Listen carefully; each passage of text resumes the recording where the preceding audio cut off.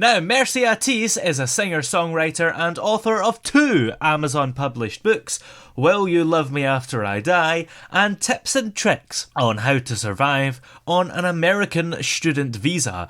And she's on the line with us here just now. How are you doing today? I'm fine, thank you. How are you? I'm doing smashing, thanks. So, in terms of your music career, first of all, what kind of music do you like to do? I like to classify myself as a pop singer.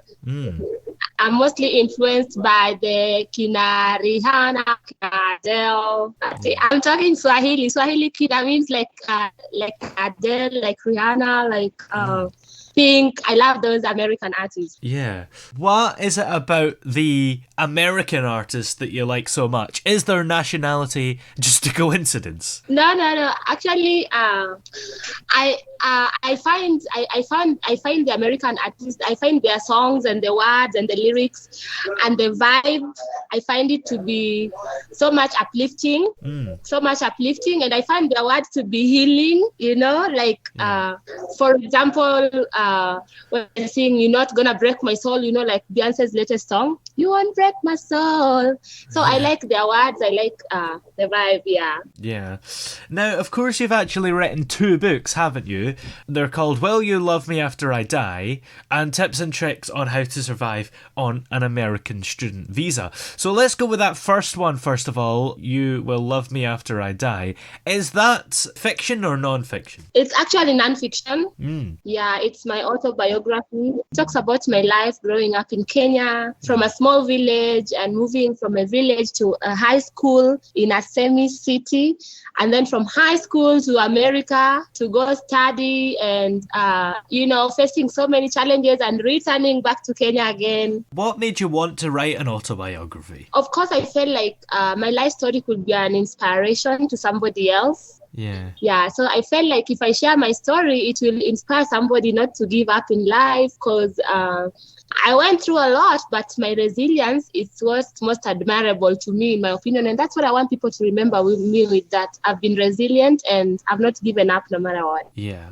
And also tips and tricks on how to survive on an American student visa. Is that pretty much what it says on the tin, what that book might be about?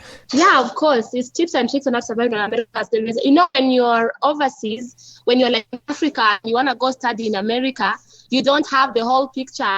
Probably think that it's gonna be easy, but there's so much that is attached to the student visa that you have no idea about. For example, you're not allowed to work. You know, you are not allowed to. You are very much limited to what you can and cannot do with a student visa. So I felt this is important to share because I went to the US on a student visa and it was a lot. Yeah. And what quick tips and tricks have you got to help people that maybe don't have time to read the book but would like to know some ways to help them survive on an American student visa? Okay, so the first thing I will say right off head is that you need to be stable. Like, for example, if you're going to study in California, try to get a stable place where you are staying and don't move from one place to the other. Try to stick to the school that you have gone to. Don't try to transfer schools because that kind of destabilizes you. Just makes you all over. It could lead up to homelessness. So the first thing is stable where you are at and don't relocate. And the second tip I'm going to give a student studying in the US is to try to just abide by the visa rules. Yeah. You know, America can be very confusing, especially if you're coming from Africa. It can be very confusing because it's big and there's so much going on and you want this and you want that and you want that. So just study what you're going to study. If you can get a job inside the college, just get the job where you're allowed to work part-time. And also the last tip I'm going to give really quick is when it comes to dating, just be careful. We get excited, you know, sometimes as African women, you want to date an American guy. Yeah. But not everybody who wants to date you, they really want a relationship with you. Most of the time, they just want an experience. So be careful and take care of yourself. Yeah. Now, of course, as well, you actually have your own business, the Motherland Bar and Restaurant, which sounds fun. Yeah. I have Motherland Bar and Restaurant, which is located in Kitengela. Kitengela is in just 1 hour away from Nairobi, Kenya. And I opened this business after being deported actually from the US. Initial capital was donations from my country people, but I've really done well with the business. And right now we have food, we have drinks, and we have entertainment, whereby I invite different artists and they perform here at Motherland. And it's just really exciting. It's a really nice place to be. It is the place to be. And of course, I derived the word motherland from motherland means Africa, home. Yeah, it does, doesn't it?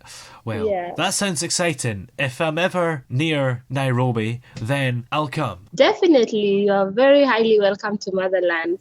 Yeah. Well, where are we able to keep up to date with you and find your books everywhere? Okay, so if you want to find me on social media, on YouTube, you can find my YouTube channel. Just type Mercy Atis, Mercy, and then Atis. And you can also find it as Motherland Studios Kitengela on YouTube. On my Instagram, you can find me as Mercy Music with the K at the end.